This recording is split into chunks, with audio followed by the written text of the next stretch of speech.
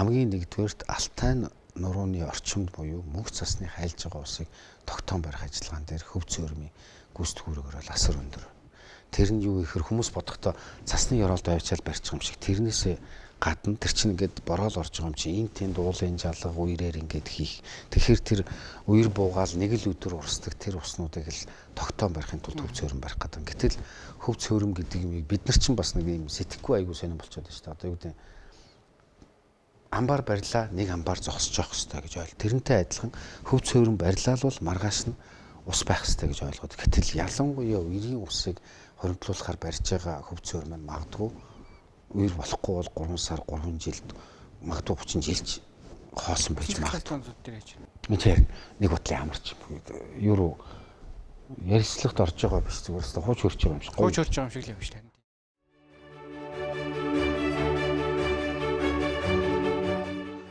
Ус гэдээ ярихаар ерөнхийдөө манайхан гол эсвэл нуурал бодоод идэг л да. Одоо бол бас нэг шинэ нэр томьёо гарч ах шиг нэ. Ус гэдээ ярихаар хөв цөөрөм буюу нөгөө үерийн усанд урсчдаг усыг тогтоон барих тухай ойлголтууд бас их ярьлаа. Энэ ер нь хизэнээс ажил болоо явцсан юм бэ? Одоо эсвэл та яг ажил болохгүй ингээ гүгээд байна уу? Одоо хариулахад аюу хэцүү асуусан. Заавал бич гэдэг утгаарч ажил болох гээд гүгээд байна гэж хэлэхэд хэцүү. Угаасаа байсан гэхэд хэцүү. Ерөөсөл бүх юм нэг процесс л байх хэрэгтэй. Өөрөөр хэлбэл бидний хийх ёстой ажил юу гэхээр нэгдүгээр бид нар усаа тоолох хэрэгтэй. Ямар хэмжээний ус ашиглаж байгаа юм, ямар хэмжээний усны нөөц ба тэр усны нөөц маань бидний ашиглалтаас болж багасж ийн өгсөж байна.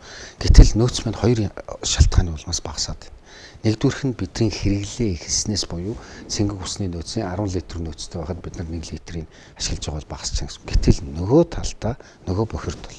Жишээлбэл одоо чи бараг хүүхд байхдаа мэддэг байлгүй туулгалын уснаас ууж болдог байсан. Өөрөөр хэлбэл туулгалын усыг ууж болдог байсан учраас бид нар усны нөөц гэж тооцоход ямар ч асуудал байсан. Гэтэл одоо туулгал сэлбголын ус бохирдоод болцсон учраас нөөц гэж тооцоход хэцүү болчих. Тэгэхээр энэ усны нөөцийн хомсдол гэдэг үгний арт талд нь нэг талдаа усны хэмжээ нь багасаад байна. Нөгөө талдаа бохирдсноос болоод ашиглаж болохгүй болоод байна гэдэг ийм хоёр юм. Тэгэхээр энийг энэ нөөцийн хомсдоод байгаа хэсгийг яаж нөхөх вэ гэхээр л ерөөсөө л нөгөө тэнгэрээс орж байгаа үнэгүй гэхдээ хамгийн үнцэнтэй усыг тогтоон барих асуудал. Хизээ ихэлсэн гэдэг тухай ярих юм бол хүн төрөлхт их дээр үеэс хийж эхэлсэн монголчууд ардын хөв гэж ярьдаг байсан. Социализмын үед услалтын систем гэдэг нэрээр хөв гэдэг нэрээр хийцэн байсан. Харамсалтай сүүлийн 30-аад жилийн хугацаанд орхигдсон байсан асуудлууд нийтээр хамарсан хэмжээнд орхигдсон байсан орон нутаг жижиг хэлбэрээр хийдэг байсныг одоо айл болохоор нийтийн болгож тавих энэ тухайн асуудлаар л ярьсан. Тийм учраас 333 буюу нөгөө сум болгон ядаж нэг нууртай байя. Тэгэхээр тэр нуур гэдэг үг сая та одоо бас маш сайхан нэрлэлээ л да. Нуур гэдэг үг хөв цөөрөм гэдэг үгний ялгаа юу юм бэ гэж. Жишээлбэл паркт бид нар бүгдээрээ мэддэг хүүхдийн парк нь бол тэмт нэг хөрхөн цөөрөм байна. За тэр нууруу цөөрөм үү хөв үү яг цагаад тулахаар зохиомлоор хийсэн хүний гараар бүтсэн бид нар хиймэл нуур гэдэг. Харамсалтай нь бид нар нөгөө усны үн цэнэ үнэлдэг учраас паркийн нууранд хүртэл нэр өгөөгүй. Хүүхдтэй нэр өгөхгүй бол ямар муухай юм болох вэ? Тэрнтэй адилхан бид нар тэр нуурыг хайрлахгүй хамгаалахгүй байгаа л гэсэн.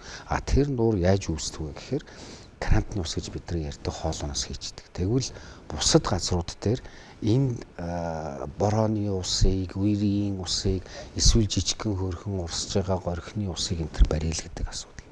Одоо жишээ нь хамгийн бодиттой жишээ байна юм. За яг хизээ гэдгийг нь бол би сайн мэдэхгүй байна. Борнтхүү аймгийн Борноос сум одоо ингээд дарахын явах замд Борноор руу орохын нэг нуур байдаг тий. Энэ бол хиймэл байхгүй юу? Яг хиймэл. Энийг болохоор манай Борнорынхын жихэнхэд одоо залуучууд бол бүр л нэг юм байглаасаа нуур юм шиг. Гэтэл бол шавартаа шивэртэйгээд хоёр жижиг голын яг нийлдэг хэсэг дээр нь л услалтын систем буюу Борнорын газар тариалан услах гад барьсан энэний нөгөө хаалт нээлтийг нь бас тааруулдаг хүн нь бас манай өвөө хийдэг байсан. Тэгэхээр би бас сайн мэдэж байна. Тийм. Тэгэхээр энэ бол үнэхээр чухал юм билээ. Зүгээр нөгөө хамаагүй ярьж байгаа учраас чи барк мэдэндээ их түүх ярих гэж оролддог хүн. Зүгээр л энгийнээр түүх ярих гад оролдвол Борнорын сангийн аж ахуй гэж. Сангийн аж ахуй гэдэг маань шин ойлголт байсан. Өөрөөр хэлбэл суурьшмлийн бүс үүсээгүй байсан газарт аж ахуйн үйл ажиллагаа явуулаад тэн дээр суурьшмал үүсгээд нэг юу үүсгэж байгаа. Яагаад нэрийг Борнор гэсэн? Яг энэ нуур буюу энэ маань услалтын систем. би зөв санаж байгаа бол 1200 га газрыг услах зориултаагаар яг чиний сая хэлснээр 2 жижигхэн голыг хийгээд боогоод барьцсан тэр хаалт нет гэдэг маань бомбт байж байгаа. Энэ бомбтон дээр үүссэн нуур. За тэгээ өдөр болгон харсаар агаад явсаар агаад нөгөө нураач баг мэдхээ байсан байгалийн юм шиг болцсон. Нөгөө манай усны барилга байгууламжийн гайхамшиг нь энэ. Хэрвээ сайхан зөв зүйтэй хийж чадах юм бол байгальтаа уусаад байгалийнхын нэг шинж төрхөн болоо явчихдаг. Хэрвээ тэнд 9 давхар байсан бол хүн болгон хараад энэ нэг башин хуучрлаа нурлаа гэж ярих байсан бол тэр маань явж. Гэхдээ хаягдсан түүхүүд бас би Борнуур дээр бас ашиглалтан дээр нь бол хаягдсан л байлээ. Хаягдсан систем гэдэг би зүйлс бас ойлгосон бол 11 онд байсан баха. Ерөнхий сайд очиж нэгээл тодорхой хэмжээний хөрөнгө гаргаад зассан юм байдаг. Гэтэл тэрнээс хойш одоо дахиад 11-ээс хэр чин хэдэн 14 жилийн дараа одоо харахад тэнд нөгөө 1200 байтугай 300 га газрыг ч усалж дийлэхгүй болцсон байж байгаа ч гэдэг. Тэгэхээр нэг юмыг л манай одоо бүгдээрээ ойлгомоор байна. Тэр нь юу вэ гэхээр нэг зүйлийг барих нь мэдээж чухал асуудал. Гэхдээ энэ дөнгөж хийх ажлын маань дөнгөж тална. Хамгийн чухал юм арчилгаа одоо цэвэрлэгээ өөр юу гэдэг. Одоо жишээлбэл танаа өвөө тэнд тэгс сайхан ажиллажсэн бол одоо Борнуур гэдэг нуурыг хариуцж байгаа хүн юм байна. Үндсэндээ байхгүйтэй адилхан болцсон л байгаа. Нөгөө газар тариалангийн үйл ажиллагаа хийж байгаа хүмүүс арчилж чадж гин үгүй юу. Гэтэл жишээлбэл одоо хаягийн услалтын систем гэл энэ тэнд 3000 гаруй услалтын систем байсан. Тэрийг одоо хаягдсан хаягдаад үлдсэн цөөхөн болоод задрахын задарсан сууж гэж. Одоо миний хамгийн сүүлд өдрө болгон сонсож байгаагаар хэлэхэд Өвөрхангай аймгийн Тарагт суманд байсан услалтын систем нэг удаагийн үеэр задарсан. Тэгэхээр тэрийг жишээлбэл хийх тухайн Тарагт сумын 100 жилийн ойд нь баха зориулаад тэрийг хийгээд хүмүүс яриад жижиг хөөрхөн зураг хийгээд ингээ явж исэн байж байгаа жишээд. Энэ болгоны арталт нөгөө 333 нуур нэг сум нэг нуур гэдэг нь уул нь 3 янзын үйл ажиллагааг нийлээд үзэх юм бол тэр 3 ширхэг 3-ыг сонгож авдаг ч тийм учиртай. Тэр нь зүгээр одоо бас хүмүүстэй хэлчихий чамдч бас хэлчихье.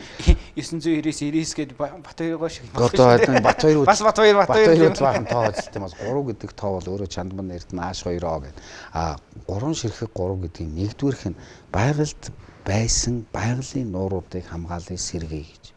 Жишээлбэл өгийн нуурыг хамгаалах асуудал, ганг нуурыг хамгаалах асуудал, одоо хар хорин дээр байж байгаа хилтгэл цагаан нуурыг сэргээх асуудал ч.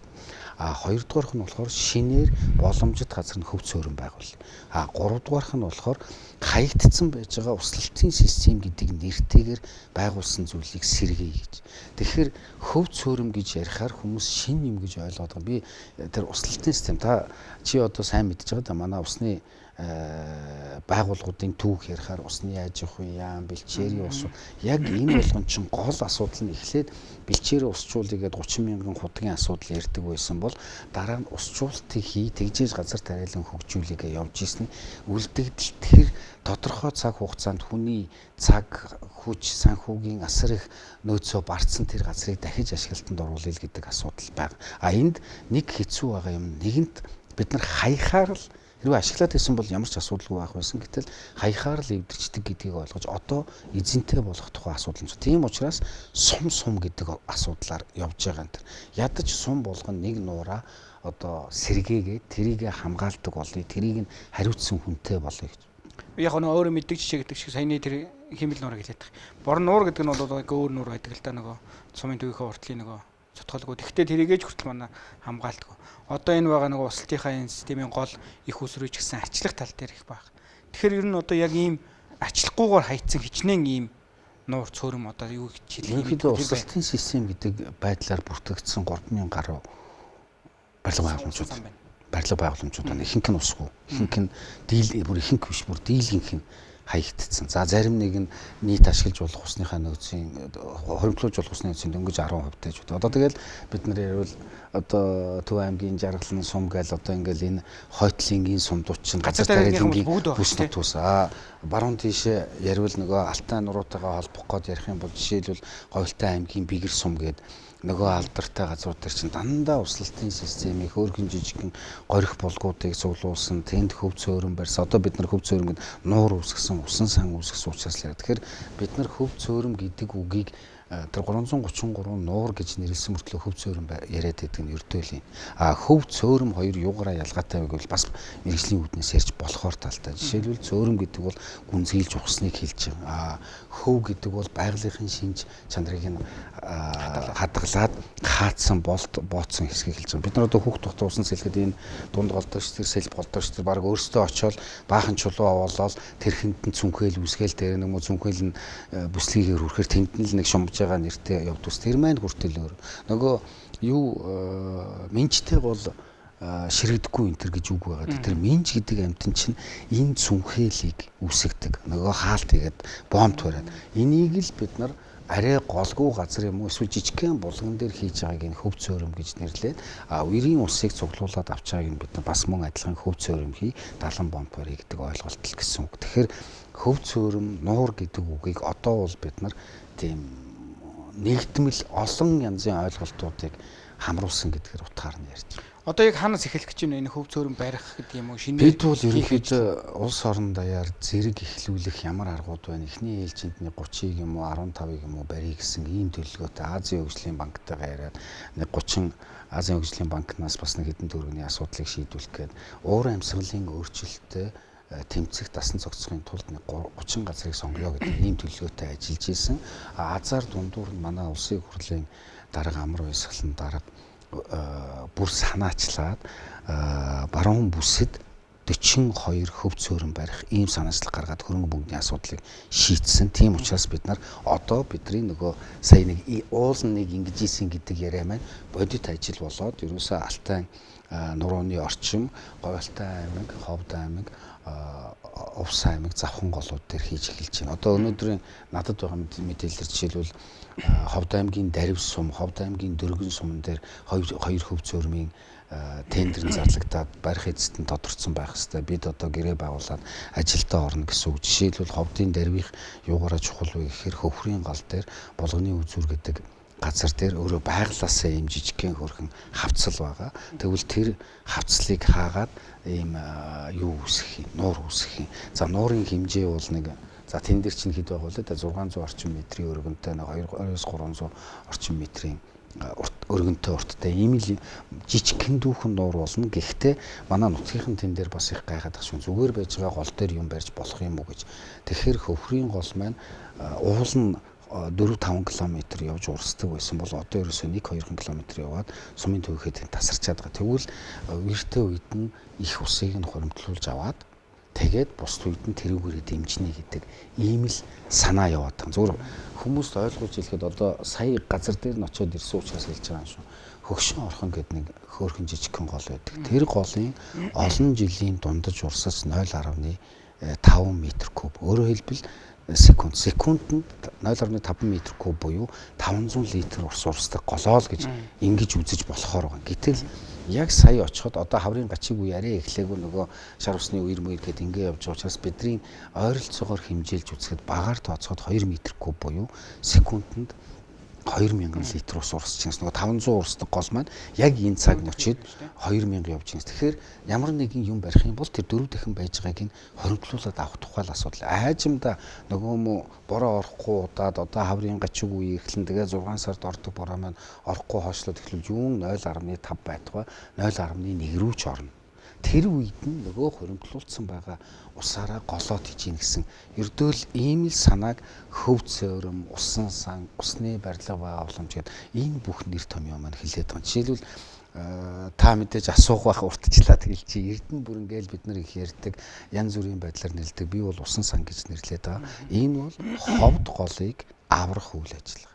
Нэгдүгürt ховд голыг аврах үйл ажиллагаа, хоёрдугаарт Алтай нурууны мөнх цасны хайлж байгаа усыг ховд голоор дамжуулж хоригдлуулах үйл ажиллагаа. Яг энэ үйл ажиллагааг хийхийн тулд бидэнд ямар түүх байна вэ гэхээр ойрын 15 жилийн өмнө хийж исэн Завхан голыг аврах ажиллагаа буюу Гигээ нуурын үйл ажиллагаа. Гигээ нуурын ус хаанаас гарч ирсэн? Отхон тэнгэр хайрхны мөнх цасны хайлс усыг цуглуулж авсан. Одоо отхон тэнгэр хайрхан маань харамсалтай нь одоо ийм үг хэлэхэд үнэхээр харамсалтай байна. Гэхдээ мөнх цастай уул мөн үү шүү. Үндсэндээ нутгийнхан биш ээ гэж хэлэх хэмжээнд очсон. Яагаад гэвэл мөнх цас гэдэг үргэлжил цагаан байх хэрэгтэй. Гэтэл ганц 2 сар, 3 4 сараар бүр боролцсон, харалцсан харагдаж байгаа. Тэгэхээр тэр ус хайцсан бэ гэж ярих юм бол гэгийн нуур дээр орцсон байна гэсэн. Тэгэхээр хөхрийн гол тэгэхээр одоо нөгөө мөснүүдийн чинь байхгүй болох гээд байна гэж ярих үү. Яагаад гэвэл одоо нөгөө жамаараа хайлж байгаа гэдгийг ойлгохгүйгээр энэ дээр байгааг нь хайлуулад энэ доор авчираад мэдээж тэгж ойлгож юм уу тэгж хэлж магадгүй хүмүүс. Гэхдээ нэг юмыг бас бид нар мөнх цас гэдэг юмн дээр очиж үтсэн хідэн хүн байна. Би бол жишээлбэл одоо мөнх цас гэж их л олон жил орилж байгаа хүүхэд байхдаа л мориор сутай харихны ёроолд нь очиж ирснээс өөрөөр мөнх цасны дээр очиж очиход арай ойрхон морьтой би одоо нөгөө аав ах нартайгаа хонь хариулаа явж ирсэн утгаар түнс зорж морж очино гэж бараг байхгүй да. Энийний ард талд нь юу гэхээр бид нар тэр хайлж байгаа цасыг хамгаалах гэхээр зорж очиж чадахгүй мянгатхан хүн очдог газар очиж хамгаална гэхээр ямар хар даваагаар бүрхэлтэй юм шүү. Үнэхээр хэцүү. Яагаад хайлаад байна гэдэг шинжлэх ухааны үндэслэлээр хэлэх юм бол мөнх цас үргэлжил хайлж идэг. Гэхдээ хайлж байгаа усны хэмжээ нь нөхөн сэргээгдэж байгаа усны хэмжээнээс бага байсан. Өөрөөр хэлбэл 3 литр ус хайлдаг байлаа гэж бодоход шөндөө юм уу борооноос 4 литр ус цасуулж ордог байсан гэсэн. Бидний энэ ингээл нөгөө юу ярьдаг штэ. Бид нар их хацтай хайрхныхаа оройг харчлаа, орой нуугдчихлаа, манан давтчихлаа гэд яриад тэр болгон чинь тэнд мөнх цасны нөгөө байгалийн усны эргэлт нь явж. Гэтэл одоо сүүлийн үед анзаарагдаад байгаа отон тэнгэр хайрхан дээр ярих юм бол жилийн жилд хайлдаг байсан. Гэхдээ тэр хайлж байгаа уснаас нь илүү их хэмжээний ус дээрээс нь орж цас хэлбэрээр орж мөсөө тижээдэг байсан учраас 1 метр хайллаа хийж байгаа бий болж байгаа мөс нь 2 метр байсан учраас аюулгүй байсан. Гэтэл тэнцэж ирээд одоо хайлж байгаа усны хэмжээ нь илүү болсон учраас отхон тэнгэр. Одоо ийм юмыг телевиз радиогоор ярьж болох ч юм уу гэж юм. Гэхдээ болохгүй гэд ингэж ярьж болохгүй. Тэр жишээлбэл Бадар хундаг гэд бид нар хичнээн сайхан хайрладаг, хамаг дээд сайхан хүслээ шивндэг тэр нуур маань аюул төртөж. Яагаад гэвэл отхон тэнгэр хайрхнаас хайлж байгаа усаар тижээгддэг. Тэр ус нь дээдэлтэй цасаар дахиад тижээгдээд ийм мөнхийн эргэлтэнд байсан болоод бид зүгээр ард иргэдээ одоо та бүхэндээ сэтгүүлч та бүхэндээ үснэг хэмэрлэн мөнх цас гэж юу юм бэ? Glacier гэдэг англи үг байдаг. Монгол хэл дээр бид нар мөнх цас. Тэгвэл мөнх гэдэг нь юу вэ? Уул нь хизээч мэдгүй 50хан жил, 80хан жил мань мэтийн үеийн одоо юу гэдэг Чингис хааны үед отхон тэнгэр хайрхан байсаар л ирсэн. Гэтэл юу 800 жилч биш сая жилийн юм ярих хэвээр байтал харамсалтай нь бидний үед ийм болцсон учраас тэр хайлж байгаа усыг яах вэ? Тогтоон барил. Тэгэхээр жишээлбэл зарим хүмүүс бас намайг загинжил байлээ л да одоо тэр жаргач хух тэр хүмүүсийн буруу огт биш. Хаа байсан 200 км-ийн цаана байж байгаа отхон тэнгэрийн усыг тэр гуйлангийн тал дээр буюу баг гой балтай дөрвөлжингийн тэн дээр барьчаад нэг мөнх цасны усыг тогтоон барьлаа гэж юу яриад байгаа юм гэж. Гэтэл байгаль чинь өөрөө одоо жишээлбэл миний толгой дээр бий болж байгаа буурал усны үр дүн нь гар дээр мань байж байгаа судсанд мэдэгдэж байгаа шүү дээ. Өөрөөр хэлбэл бүгдээрээ холбоотой судас. Тэгвэл гол гэж юм чинь тэр судас нь. Мөнх цас гэдэг нь нүдэнд ил харагдаж байгаа үс маань. Юу маань бол жишээлбэл мөнх цэвдэг гэд бид нар бас цэвдэг гэж ярьдаг. Гэтэл дандаа л бид нар мөнх цэвдэг гэд энэ бол бидний нүдэнд ил харагдахгүй байгаа илгэн юм уу, дэлгүүн юм уу, юу нэнтэй одоо тэр талаар мэдлэг тааруулж байна. Одоо тэр ховд голыг хамгаална усан сан байгуулагдсанаар ховд гол хамгаалагдана гэж тий. Гэхдээ тэрийг бол хамгаалахгүй хэрэн ховдыг устгах гэж байна гэдэг ойлголт бас байгаа. Яагаад? Маш ихээр тэгж ярьж байгаа. 2011 онд би бол одоо өстө нүдэндээ нулимстайгаар Ирэн нуур дээр очиод зогсчихлаа. Ирэн нуур алуу болцсон байсан. Яагаад гэвэл завхан голын ус нь багасаад завхан голыг хаагаад нөгөө юу барьж ирсэн. Одоогийн ташрын улаан бомын хавцалд усан сан байгуулах. Нэг юмыг анзаараар тэр нэг үгнээс зүгтаагаад байгаа. Та бол элитийн анзаарсан байгаа. Тэр бол 99 дэх зүйл. Тэрнээс өмнө хамгийн чухал юм нь хаацсан байсан үед тэр яг юунаас завхан голын улаан бомын хавцлаас авахуулаад яг дагаж яваад айраг нуур хүртэл явж исэн Хяргас нуур хүртэл тэнд байхад тэр нутгийн иргэдийн чанж өгч исэн цай хандж байгаа хандлага ярьж исэн яриа сэтгэл өвдмөр айраг нуур дээр очиод айраг нуур юу хоёрын Хяргас нуур хоёрын хоорондын хоолойн гол хаашаа урсж ийн гэж маргадаг байсан бол нэг тал руугаа урсдаг болсон мэдэгдээд айраг нуур дээр нөгөө айраг нууранд байх цэнгэг усны хэмжээ нь багасаад хэрэгс нураас орж ирж байгаа давстай усны хэмжээ ихсээд тэрнээс болоод нөгөө загаснууд нь ихийгээ дэшээ харуулсан загас сэдвүү надад хүртэл аимшигтай харагдчихсэн юм тэр гоё биш бүр аимшигтай харагдчихсэн тэр мөч тэнд нь нөгөө хар галуу маань ирээд тэр загаснуудыг барьж идэж байгаа асуудлыг харахад бол үнэхээр сэтгэл өвдмөр байсан. Гэтэл одоо очихоор өөр. Би нэг л үг хэлэх гэж оролдтыг. Одоо би утгагүй даривлуу явна. Яг наад энэ үгнүүдийг хэлнэ. Эрдэнэ бүрэнхийнхэнтэй ус нэг л үг хэлмээр. Нэг хүн за юу ч гэдэг зохиоч хорт хавдар тусаад үндсэндээ хагалгаа хийхгүй бол амьд үлдэхгүй тодорхой болчих. Тэгвэл хагалгаа хий. Хийлэх үү зүгээр харж байгаа төгөөлөх. Энд асуулт нэгдүгээр асуулт. Хоёрдугаарт нь хагалгаа болгон бүр жирийн нэг юм уу юу гэдэг вэ нэг мөч гэж хэлж болохгүй бурхан минь мэдэхгүй байж. За олгаа авах. Мохор олго. За би мэдэхгүй шүү дээ. Одоо дорндоо л авчих. Тэгэж ойлгоо. Гэхдээ тэр ч гэсэн өөрийн эрсдэлтэй. За мэдээ шинжилгээний техник хөгжсөн учраас амь насанд нь нөлөөлдөг юм а гэхэд тодорхой хэмжээгээр хэцүүднэ. За дээр нь миний үед бол жишээлбэл мохор олгоо авах хамгийн энгийн гэдэг мөртлөө лавл 5 хоног өвхөрч явдаг инээж болохгүй гэж ярьдаг байсан. Тэрүүн шиг яг процесс явагдаж явах үед бол нүд талтрам зүйлүүд болно. Ямар ч хүн мис цас лийлгэсний дараа 10 кг 3 кг турдагтай адилхан тэр гол дээр үйл ажиллагаа явуулахад гол маань тодорхой хэмжээгээр хэцүү үе ирнэ. Тэр үеийг л бид нар давж туулах хэрэгтэй. Давж туулахаар болд юм а гэдгийг харуулсан юм завхан гол байж. За дэлхийн түүхүүдийг бол яриад хэрэггүй. За ер нь бол энэ усан сантай холбоотой асуудлыг саримстай адилхан гэж ярьдیں۔ Саримс 99 сайн зүйлтэй нэг муу зүйлтэй. Муу нь юу вэ? Үнэр гэдэг. Тэгвэл усан сан барих ажил 99 сайн зүйлтэй нэг муу зүйлтэй. Нэг муу нь юу вэ? Хүний гар хүрч байгаа. Уул нь санаагаар болдог бол хүний гар хүрлгүүгээр байгаль өөрөөрөө явмаар байна. Харамсалтай нь хүний гар хүрхгүй бол аюул болох гээд. Тэгэхээр Баруун аймаг бол харьцангуй бас тийм жишг байна л да. Одоо тий завхан юмтай байна тий. Голын жишээ байна. За дээрээс нөгөө досон цэнгэлийн бас нэг жижиг хаалт байгаад байна тий богдынх. Ингээд энэ дэр ядаж ойрох юм чинь очиод үзчих гэдэг ийм жишээ байгаад байна. Гэхдээ л нөгөө хэр хугацаанд хийх вэ гэдэг чи өөр асуултын нэмдэг байхгүй. Тэр хооронд тэр нутгийн иргэд яаж бас тамирдах уу гэдэг энэ асуулт л их олон эргэлзээг төрүүлж байгаа л. Ер нь бол бид нэг зүйлийг л бодмоор байна. Жишээлбэл Эрдэнэ бүрэнгийн дээр нэг ийм яриа гарч ирсэн юм билээ. Та юунда өвлжөнд угаалгын машинаар хувцас угаах уугүй юу гэж. Би бол тэгж хэлмээргүй. Харин 150 жилийн дараа таны өр удан ховд голын иргэдээр зогсоогүй юу гэдгийг л бүгдээрээ шийдээ.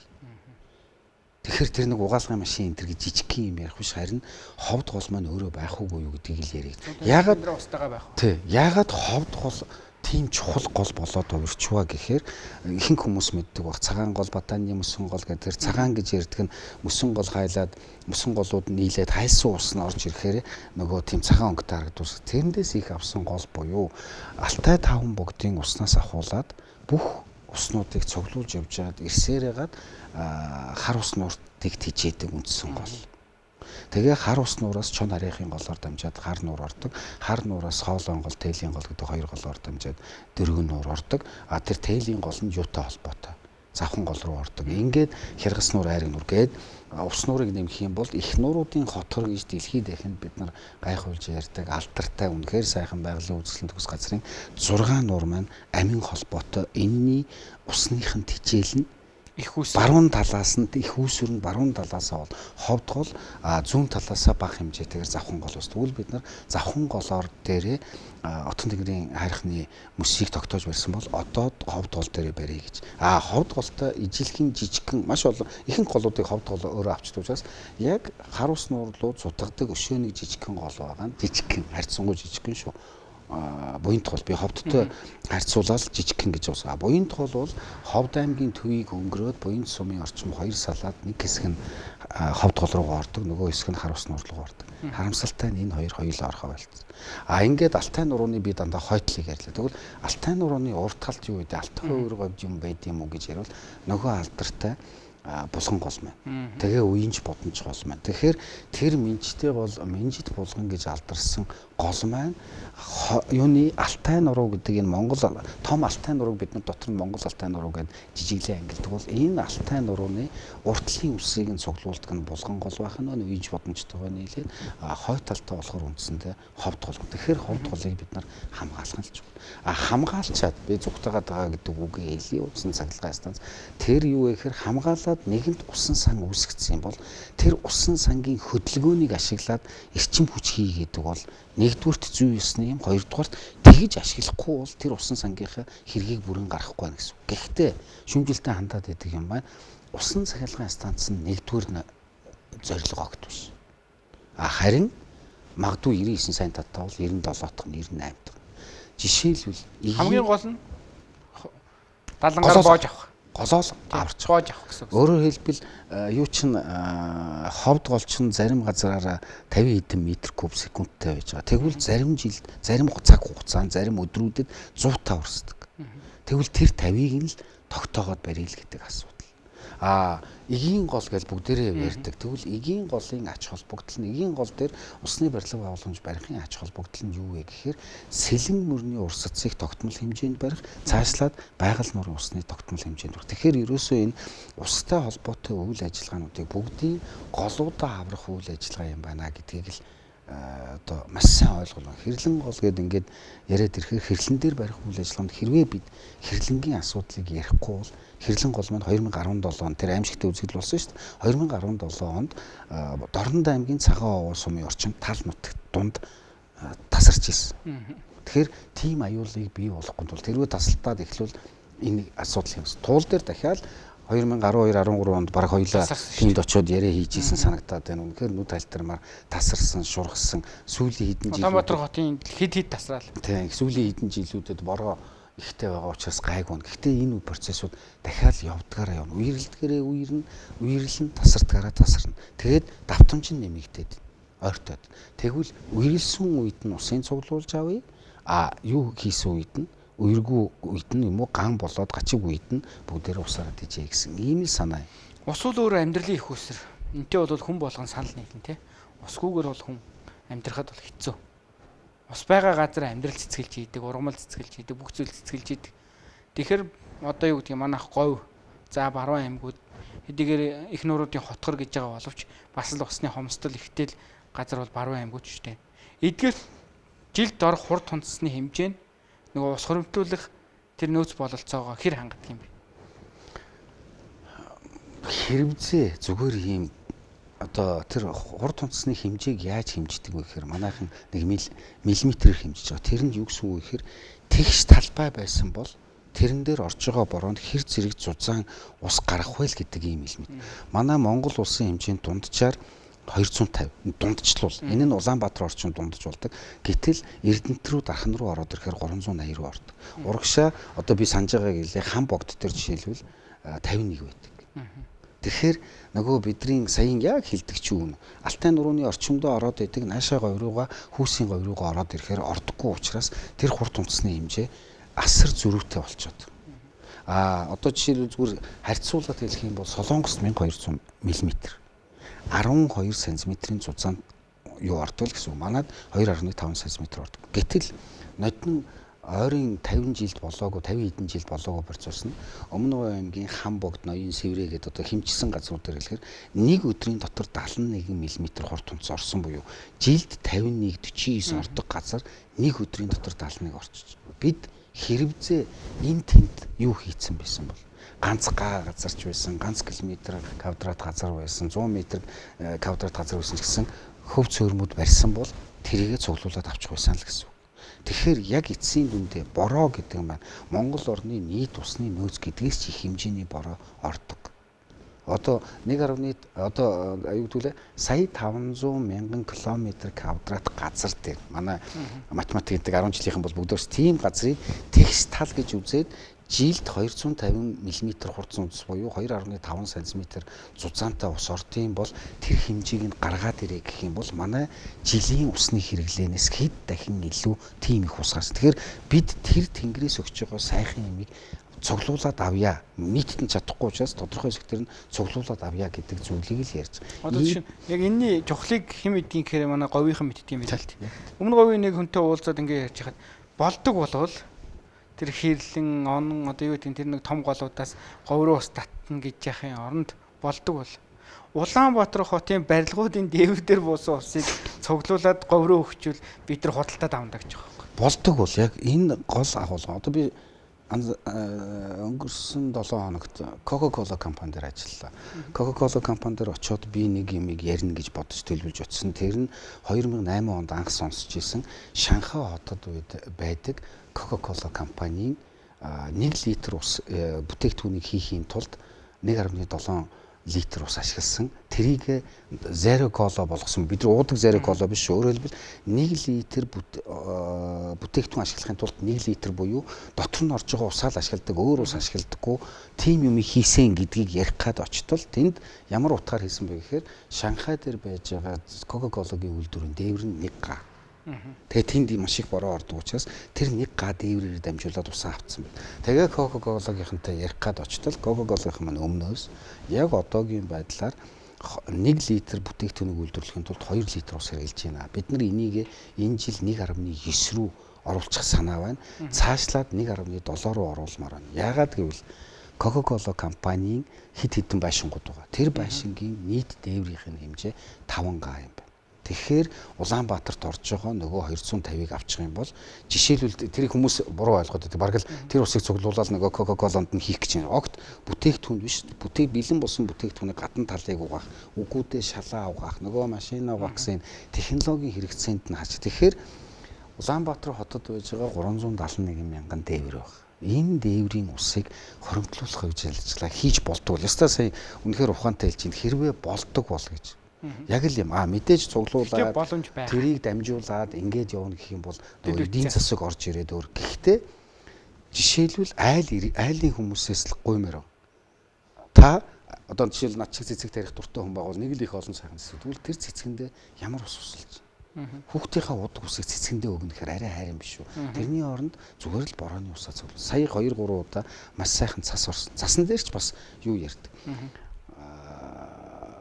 Юунд бол Европт бол 5 см биш 10 см зузаан цасыг 1 см бороотой тэнцүү гэж үздэг. 1 см буюу 10 мл гэж аягүй өндөр болох гэдэг шүү дээ. Манайд бол нөгөө цас нь арай нягт тийм хөвсгөр ордоггүй учраас 5 см цасыг 1 см бороо орлоо гэж үзэж болохоор 1 мм 1 см цас бороо нэг дор орох юм бол үер болох хэмжээнд. Гэтэл цас орсны дараа бүх дээврээс ямар их ус гоождгоо нөгөө замаар яаж урсдгоо гэж бодохоор л бидний юм байж.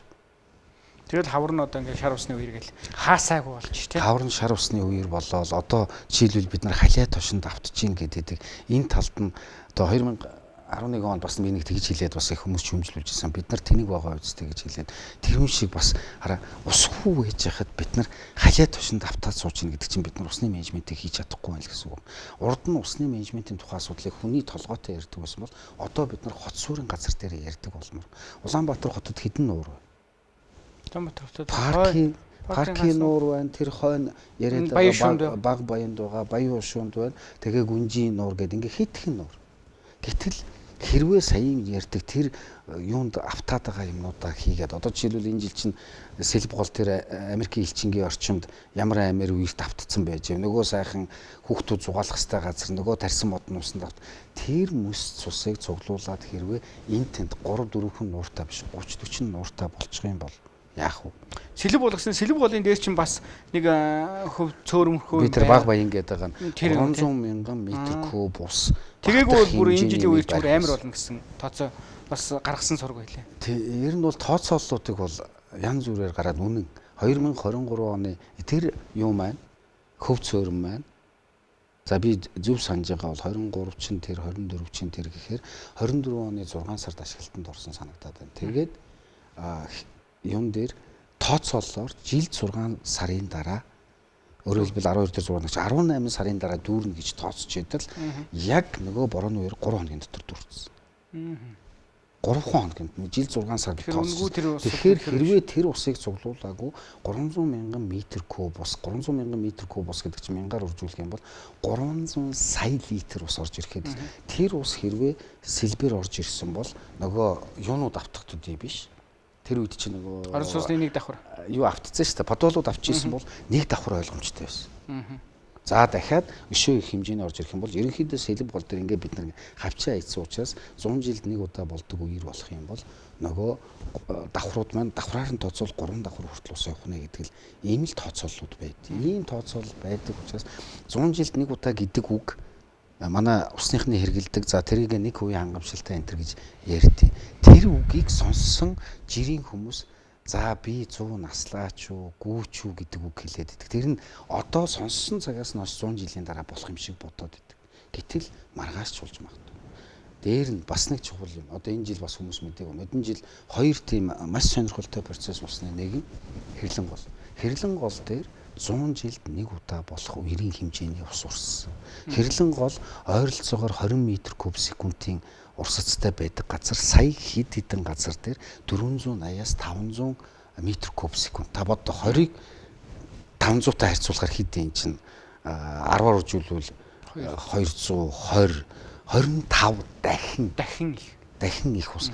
Тэр усыг хэрвээ бид нар тэр хөв зөөрөм юу гэдэг ийм юмар хийгээд барьцсан байсансан бол ямар юм болох вэ гэж хүмүүс их асуудیں۔ Одоо юм бол цахилгаан станц энэ төр гэдэг юм. Танаа чи өөрөө 10 хэдэн жил амьдарсан. Танаа Унгарт чинь ганц ч усан цахилгаан станц байхгүй шүү дээ. Чи юу яриад байгаа юм гэж хэлдэг. Унгар нэгдүгээр жижигхэн ус учраас усан цахилгаан станцын шаардлагагүй. Хоёрдугаарт юу хийгээгүй боловч тийм Дунай гэж тэр том агуу том гол дээр тийм том далан барих хүч чадал нь унгарчуудад ч байхгүй. Гэхдээ тийм том юм барьж яхахын оронд гээд дандаа үерийн хамгаалалт хэлбэрээр энэ 3 см-аас илүү болох юм бол ийшээ ус ордог хэлбэрээр маш олон үерийн хамгаалалт гэдэг нэрийн дор нууруудыг үүсгэсэн байж. Тэгэхээр нөгөө та бүхэн яриа эхлээд байсан тэр хөв цөөрөм гэдэг чинь ийм нэгдмэл ойлголтын олон ойлголтын юм гэдэг тэнд усан сан байхгүй юм шиг бодоод байдаг. Дунаа гэдэг агуу мөрөн дээр маш олон үерийн хамгаалалт хэлбэрээр нуурууд хийсэн. Дунааны төвшин багасаад ирвэл тэрийг нэмээд хийгээд идэг. Дунай мөрөн хэр зэрэг том юм бэ гэд хүмүүс асуугаад байдаг. Жирийн үедээ 2400 м куб секунд буюу манай туулгол 24. Тэгэхээр 2400 гэхээр 100 дахин том шиг. Манай сэлэнг мөрөн хилээс гарахдаа 300 м куб секундээр гардаг. Тэгвэл тэрнээс 10 дахин том. Зүгээр жирийн үед. Уйлэхээр 10,000 болдог.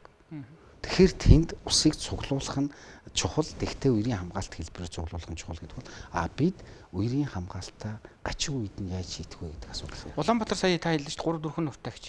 Улаанбаатарт хэдэн нуур байгуулах боломж бололцоо байна. Энэ дээр танаа газар бас ажиллаж байна. Гэхдээ яг одоо бомбот та сайн мэддэг бомбтын аршааныг нуур болгож ирсэн гэж бодож байна. Тэр Баян зүрхийн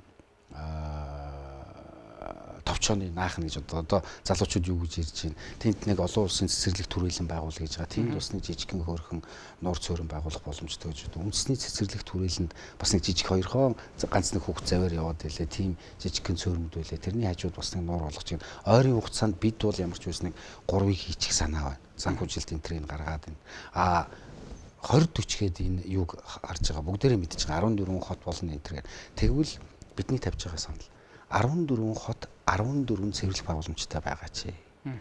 Тэр 14 цэвэрлэх байгууламжийн дэргэд 14 нууртай болъё.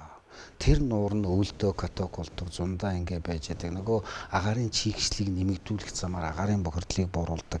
Үндсэн гол шийдэл байгуулахад хэцүү газар мазар гэж зөндөөл юм ярих бах юм. Бид бол сэлб гол дээр дор хийж 4-ийг хий гэдэг юм ярьж байгаа. Тэр нэг юм байгаа бол дахиад нөгөө авилгал хорооллыг нураая гэд яриад байгаа чинь тэр бол байшин байх ёстой газар биш харин сайхан нуур байгаад нөгөө доошоо явж байгаа юугаа дунд голоо тижих маш сайхан боломж байхгүй. Тэгээд дунд гол дээр усаа хийгээд дунд голын усыг тогтворжуулж чадах юм бол нөгөө туул гол руу орж байгаа усан дээрээ бид нар хяналтууд тавиад эхэлнэ гэсэн.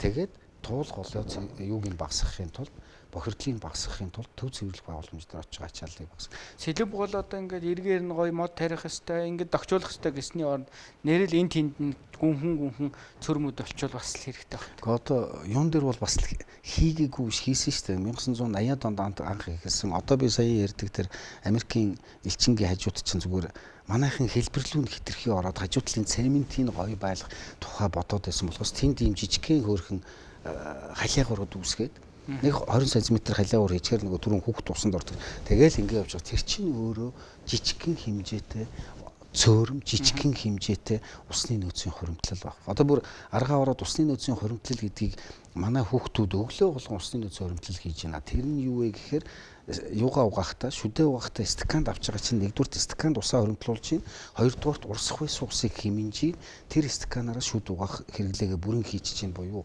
тэр стаканд угаана гэдэг нь зөвхөн ус хэмнэх ажиллагаа биш усыг хоримтлуулж байгаа хэлбэр.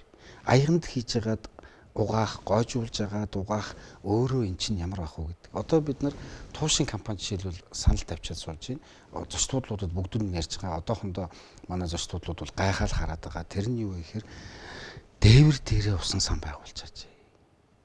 Одоо Сингапурын алдартай юу гэдгүүлээ Марина Бэй үлээ зочдлууд дээр манайхан зураг авахуулаад байдаг гэтэл тэрийг бид хийх боломжтой шүү дээ. Заавал тэр 50 давхурт нь байдгүй маа гэхэд 20 давхрын дээр.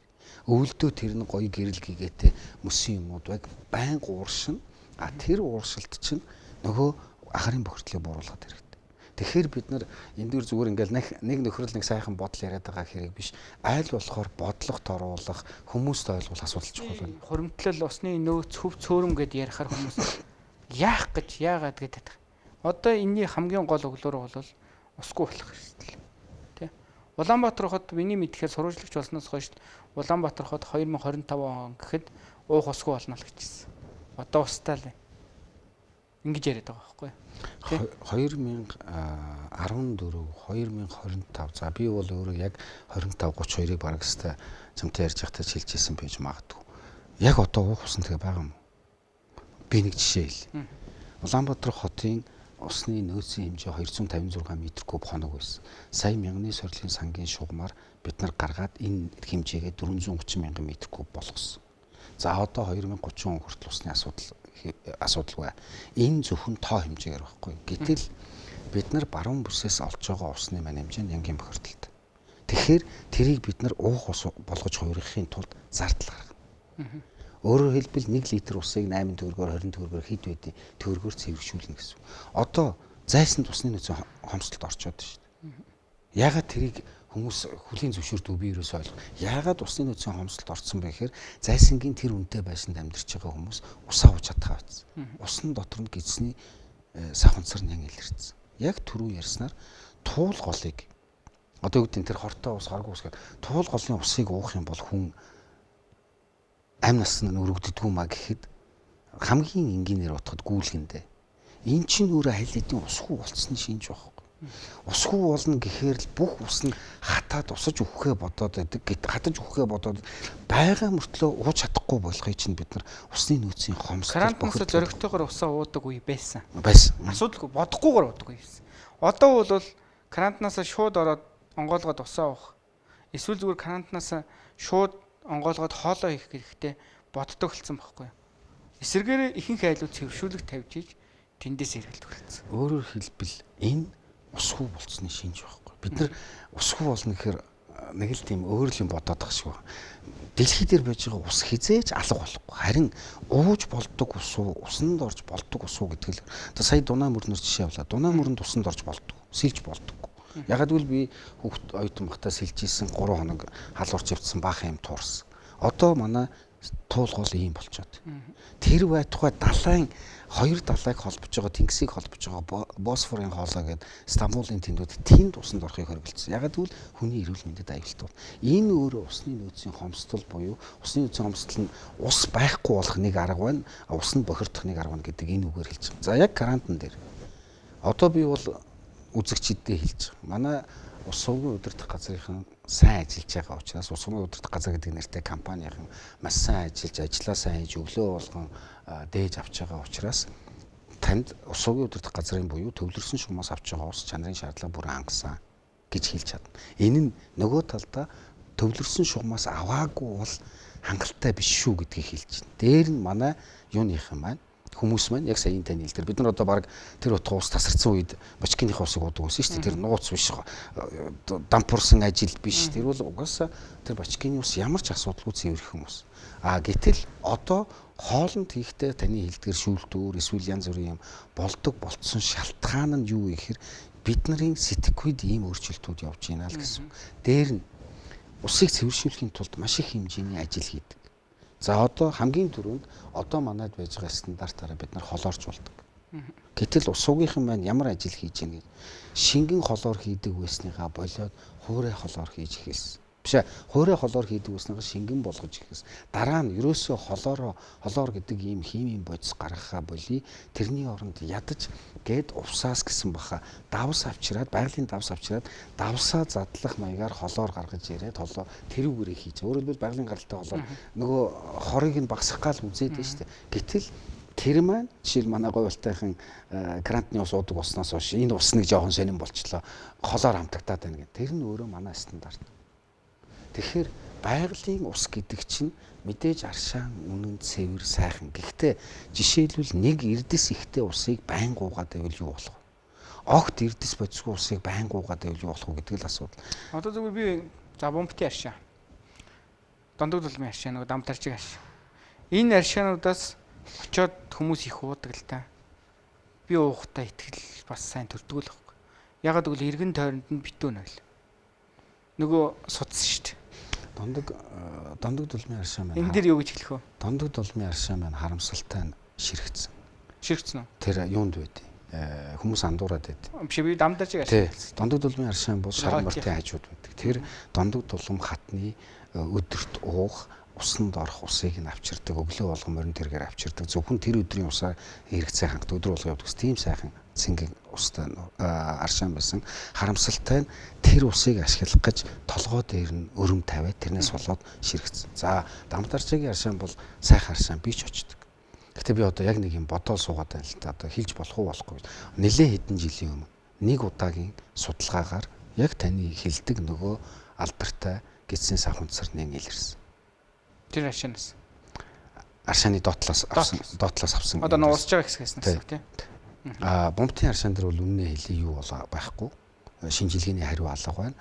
Бомбтын аршаан дээр жоохон гайгүй бол дамтарчгийн аршааныг азах юм бол ингээд нэг хашаа байгаа. Тэр чинь 200-300 метрийг л барьж байгаа шүү дээ. Тэгэхээр тэр лүү нэг жорлон 250 метрийн радиуст тархдаг. Тэгвэл тэнд ямар хэдэн жорлон байгаа вэ? За бомбот бол арай өөр байх гэж найдаж байна. Ягаад гэвэл би хамгийн сүүлийн тоо харж байхад 44 га газрыг юу ятсан гэж цэвэрлсэн. Гэхдээ дэлхийн дахны түүхийг аваад үзэх юм бол байгалийн ус маань өөрөө байнга юунд байж байдаг. Одоо юу гэх юм бохирдолд байж. Жишээл агаарын бохирдол. Тэр чинь усанд орж л таарах. Тэгэхээр одоо ард иргэддээ зүгээр мэдээж цэвэр гэдгийг хэлэх ёстой, бид байгалийн усаа уух ёстой. Гэхдээ бидний агаарын бохирдол гэдэг зүйл чинь энэ хөрсний бохирдол гэдэг зүйл чинь эцсийн дүндээ усан дээр очиж цэвэрлэгдэж шүү. Усны байгалийнхын үүрэг нь юу гэхээр агарыг, хөрсийг, бүх юмыг цэвэрлэх, нөгөө судас бүх юмыг цэвэрлэхтэй адилхан тийм л процесс явж байна. Тэгэхээр ингээл ус байхгүй болно гэдэг бол урсж байгаа ус эсвэл энэ тогтцсон ус байхгүй болно гэсэн үг биш. Бидний хэрэглэх боломж нь өөрөө хязгаарлагдана гэдэг л ойлголтоор хоёулаа ярьцлага өндөрлөе гэж бодож байна. Дэлхийн уур амьсгалын өөрчлөлтийн аюулаас болоод цэнгэг ус багасаад байна гэхээр хүмүүс гайхаад байд. Тэр нь ямар учиртай вэ гэхээр яг саяын та бүхэн ярьсан дэлхий дээр байж байгаа нийт усны дөнгөж 1.5%-ийг бүрдүүлж байгаа хойд мөсөн далай дээр байж байгаа тэр их мөс хайлаад далайн ус болж байгаа учраас нэг.